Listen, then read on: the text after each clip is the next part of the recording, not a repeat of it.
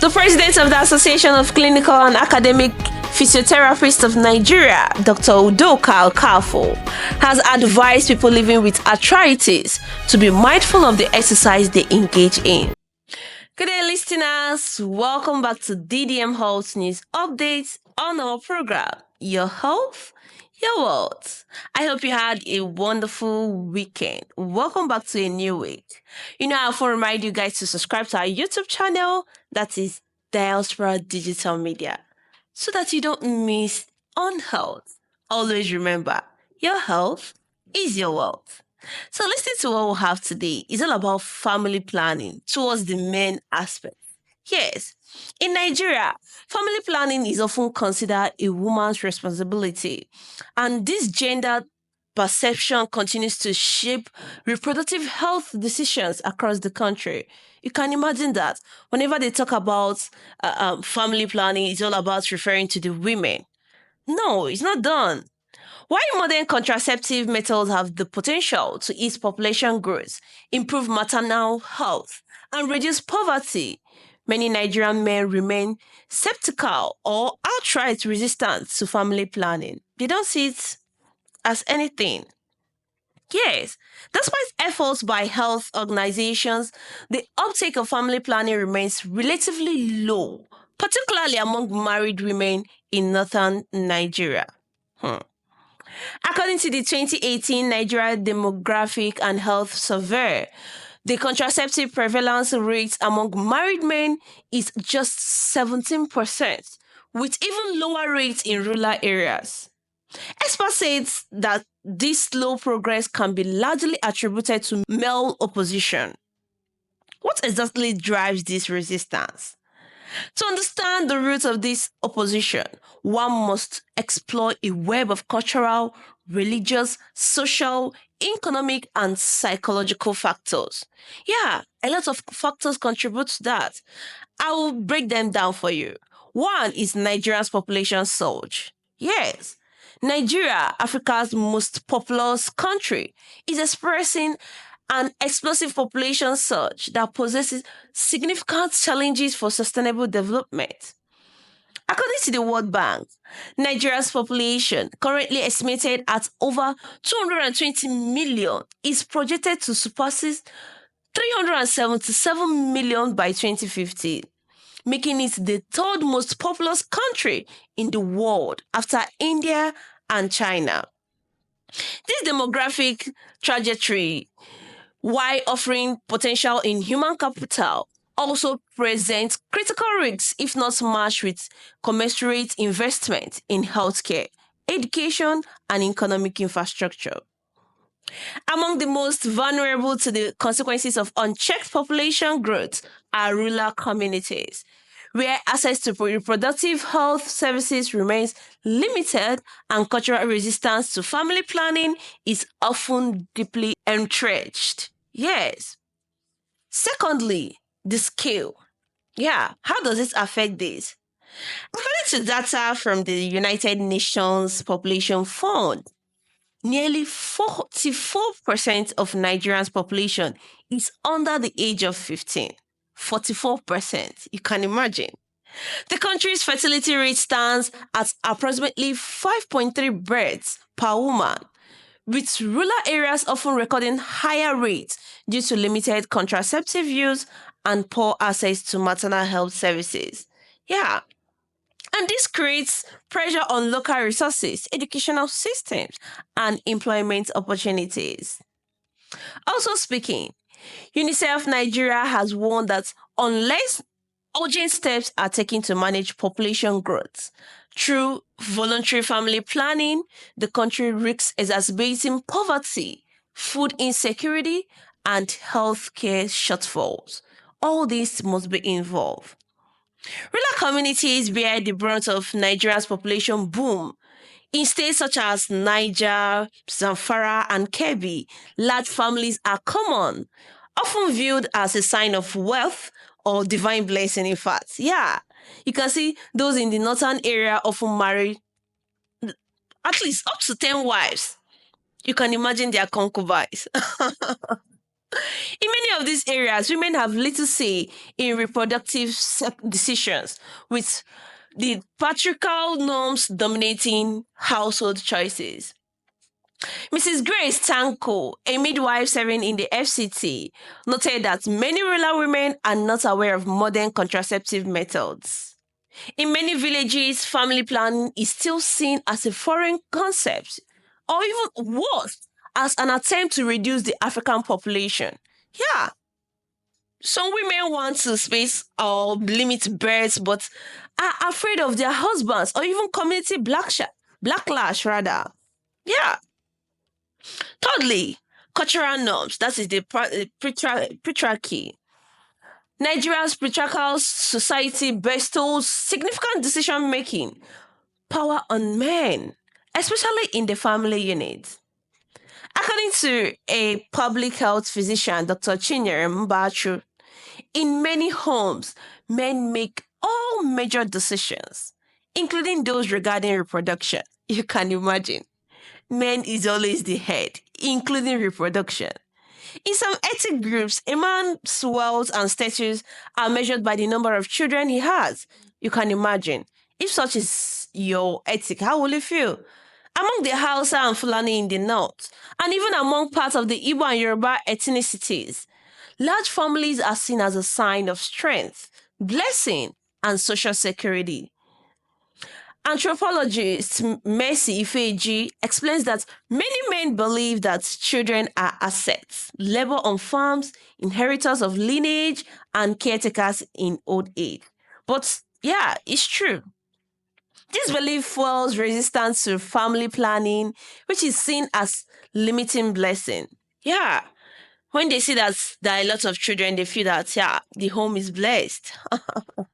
Next is misinformation. That is fear of side effects. These are one of the reasons why people resist family planning, especially the male. Yeah, misinformation is another key reason for male resistance to the widespread misinformation about contraceptives. There is a common myth among men that family planning will make their wives promiscuous or infertile, says Dr. Ifoma Ezike, that's a physician. She also noted that some men also fear the hormonal contraceptives, that it could cause long-term health complications, while minor side effects like weight gain or mood changes can occur. They are usually manageable. Yet, due to inadequate counseling and education, these fears often go unchallenged. Yeah, they don't put mouth in them. A 2020 study published in Contraception and Reproductive Medicine showed that over 45% of Nigerian men surveyed believe that family planning leads to permanent infertility. This false belief fuels hostility. Yeah, it's a fatal false belief. Third, next, rather, masculinity, that is the sexual control. For some men, resisting family planning is about control over sex, reproduction, and their partners. Yeah. There is this idea that if a woman is on birth control, she won't fear getting pregnant and will be more likely to cheat. You can get that. Yes. You know, one of the counselors also noted that, yeah, that's Ngozi Amadi of the Women's Rights and Health Project in Lagos. She also noted that too. Because this idea reflects deep-rooted insecurities about trust and fidelity, often tied to traditional gender roles. In a community where many women rely economically on their husbands, men often feel threatened by anything that might give women more autonomy over their bodies. They feel that they owe everything from head to toe. Another point is low male involvement in reproductive health. Yes, despite being key decision makers like they feel, many Nigerians men are not actively involved in family planning education. They see it as all for women. Mbachu said most campaigns are targeted at women. Yes, leaving male feeling excluded and suspicious. They feel that they can't get pregnant. So what are they doing for family planning? What are they going there to do? Only a few clinics have male-friendly reproductive health services. Male-focused education, either through community meetings or faith-based outreach, remains inadequate. Another point is economic consideration. Yeah, I call it poverty, in fact. Yes. Ironically, while large families are often pursued for economic reasons, they also strain limited household resources. Yes. Yes, the idea that more children equate to more income is persistent. Economist Oladayo Adenubi notes, in agrarian societies, children are seen as free labor. The idea is that you produce more children to help with farming, street trading, and other informal jobs. I can imagine. Family planning is wrongly seen in a luxury for the elite rather than a tool for poverty reduction. They don't see it that way. According to a 2022 report by the World Bank, countries with higher contraceptive prevalence generally have stronger maternal health indices and lower child mortality rates. There are also some beliefs that affect this. What some Nigerian men are saying, yeah, some men have begun to speak out in favor of family planning this time around. I can just imagine. Yes, in an interview on social media, Lagos based tailor Abdurraham Adeyemo shared. He said, after our fourth child, I told my wife to go for family planning. We couldn't keep up with school fees and rent. Oh my goodness. You can imagine the advantage of that.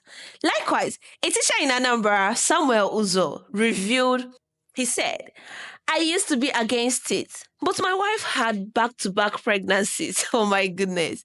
We agreed on the implants and our lives are better now. You can imagine. He was initially against that. But due to the back-to-back pregnancies, maybe him too cannot afford the school fees or other things for livelihood.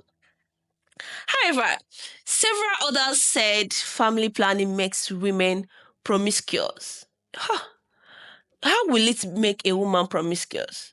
A 42-year-old mechanic in Owerri, Imo State, named Chukwudi Dimba, insists he will never allow his wife to take contraceptives. Once a woman knows she can't get pregnant, she starts misbehaving. Before you know it, she will be sleeping around because there is no consequences. That was what he said. You can imagine his thoughts, his ability. That is that misinformation all about. Similarly to a trader in Kaduna, Malam Idris, who spoke to our correspondents over the telephone, viewed contraception as a slippery slope. Oh my goodness. Islam says children are a blessing, but also when a woman doesn't fear pregnancy, she can forget her boundaries. Ha! Fear of fidelity. Fear of infidelity, oh. In Lagos, a retired civil servant, Mr. David Abayomi, sees birth control as an invitation to marital discord. Oh my goodness. You can see that people's ability differs. What they think about contraceptives. You want your wife to be faithful, not to start feeling too free. If she's not scared of getting pregnant, she may start experimenting. You don't know these women. That was one of the correspondents. That was what they said. Medics call for inclusive campaigns. Yes, that's another point. Health experts argue that more inclusive, cultural sensitive campaigns are crucially to change the narrative. According to Dr. Amaka Eze of the Nigerian Urban Reproductive Health Initiative, men need to see family planning as beneficial to the family, not as a threat to masculinity. Yes, you're not supposed to view it that way.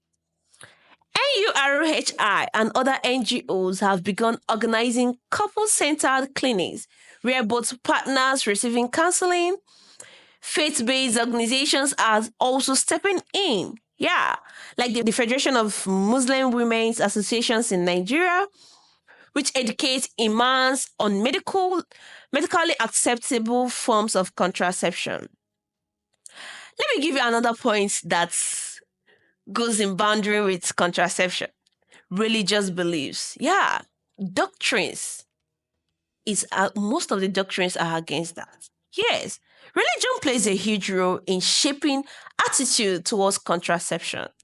Let's see how some view that. In the north, where Islam predominates, some clerics preach that family planning interferes with divine will. You can imagine. For example, a prominent Islamic cleric in Kano State, Sheikh Ibrahim Khalil, once stated in a public sermon that family planning encourages moral laxity and goes against the teachings of Islam. You can imagine. With that, if you're a man and you want to do that with your wife, definitely is no go area. However, there are divergent views within the Islamic community. Some progressive scholars refer to the Prophet Muhammad's allowance as implicit approval of family planning under specific conditions. Oh my goodness. International Islamic authorities such as the Islamic Faith Academy under the Organization of Islamic Cooperation have issued fatwas permitting contraception, provided both spouses consent and no harm to cause. But despite these theological flexibilities, many Muslim majority states in Nigeria remain unreceptive. Yeah, partly due to local clerics' influences and the association of family planning with Western liberalism and perceived moral decay. What about the Christian view? We have talked about the Muslim view. What about the Christian view? Well, let's put it this way. Christian views on family planning vary widely depending on denomination. Yeah.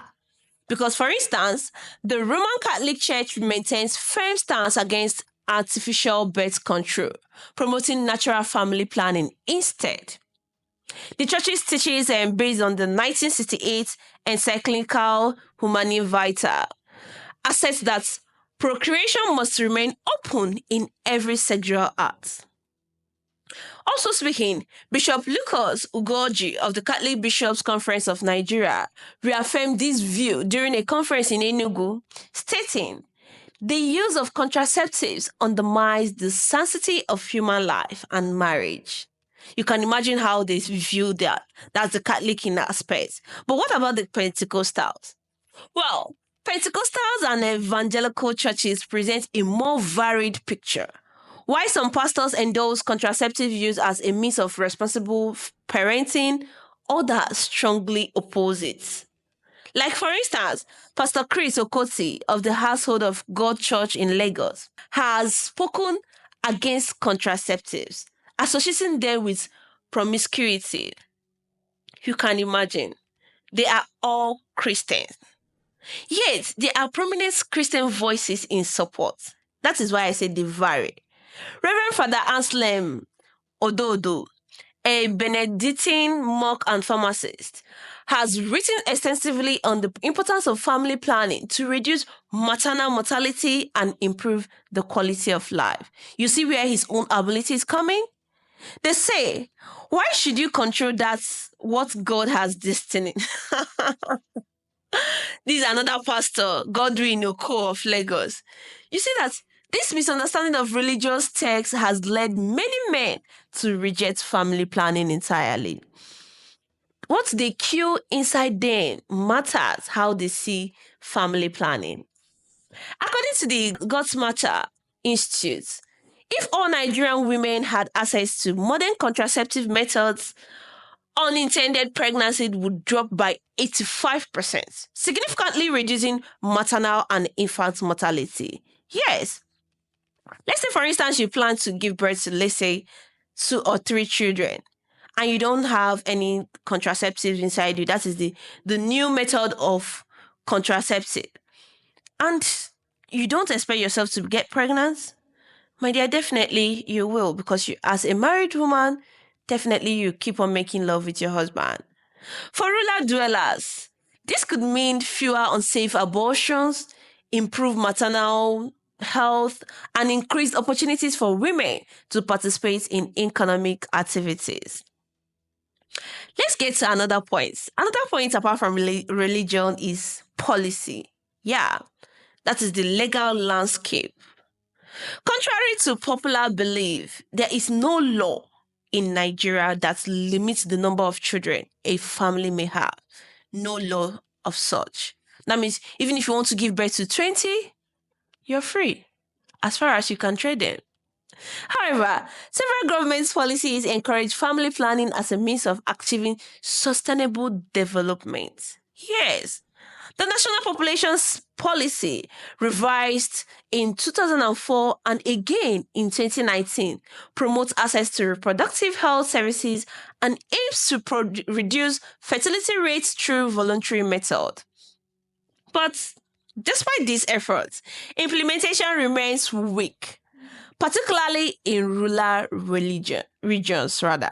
Many local governments lack the infrastructure, trained personnel, and consistent funding to provide quality family planning services.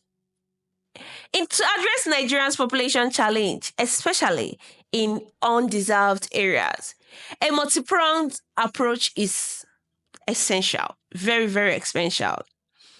Experts have advised that the government and NGOs invest in rural health centers and mobile outreach to deliver family planning tools and education. Also speaking, religious and traditional leaders have also been called upon to dispel myths and encourage dialogue. So, all these steps need to be taken in order to reduce the rate of child and mother mortality. Up next, the president of the Association of Clinical and Academic Physiotherapists of Nigeria, Dr. Udoka Okafo, has advised people living with arthritis to be mindful of the exercise they engage in. Udoka, a consultant ergonomics physiotherapist, warned that people living with arthritis should consult a physiotherapist to learn which exercise they can engage in, as certain exercises could worsen their health. Yes, don't think it's all exercise that you need as an arthritis patient. Also, he noted that arthritis is a degenerative change of any joint, stressing that any change in the joint could cause pain and swelling and reduce range of motion and of the joint too. Well, speaking with Udoka, speaking about him, there are specific exercises recommended for a person living with arthritis. There are exercises that a patient living with arthritis should keep away from. When I mean away, avoid them. An example is jogging. A patient who does a lot of jogging lands on the body weight, and the body weight is impactful to the knee joint. The most common joints of the body affected by osteoarthritis are the hip, the knee, and the ankle joints. So, each time a person jogs, you land on those joints, and if those joints are already affected by arthritis, it means that you are weakening the joints the more. Note that you are weakening the joints the more. Don't think you're helping it, rather, you're weakening it. Because according to Mr. Doka, arthritis is loosely categorized into two depending on the cause. Whether it is a result of aging, degenerative, or if it is an inflammatory arthritis caused by infection or other causes, where this usually swelling, tenderness, and painfulness of the affected joints. For arthritis, we use the word degenerative. Yes, because it refers to change that have to do as a person gets older. It affects the larger joints of the hip, the body entirely, the shoulder, the knee, the neck, the joints of the lower back, while inflammatory arthritis affects mainly the smaller joints of the body and it causes swelling. Note that. So whenever you see those swelling, Don't neglect it. Yes. Giving insight in some exercises that arthritis patients could embrace. Udoka said, who is also an associate professor at the University of Lagos Teaching Hospital, suggested that persons suffering from arthritis of the knee could engage in swimming, brisk walking, cycling, and aerobics. Note these words that you can engage in. They are safer for a patient who presents with new joints rather than subject them to jogging. Yeah, they are very, very okay for them. If society is educated on the menace of arthritis, it will help people modify their lifestyles because if we have an active lifestyle, it helps to reduce the impact of arthritis. So please, note. Also, parents are advised not to ignore any joint swelling they notice in their children, noting that children also suffer inflammatory arthritis.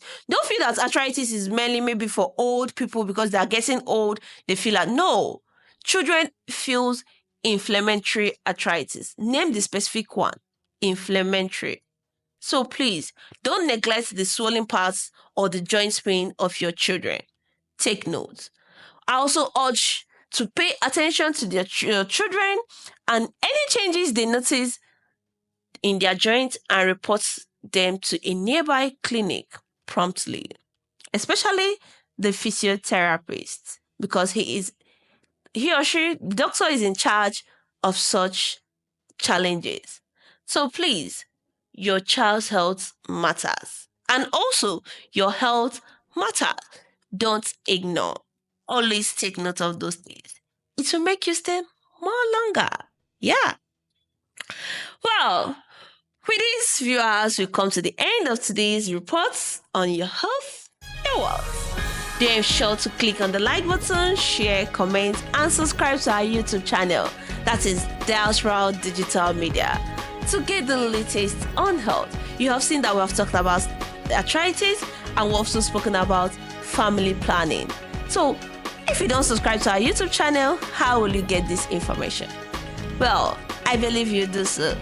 Thanks for watching and do have a wonderful day ahead. I remain Nigerian Michael Bye for now.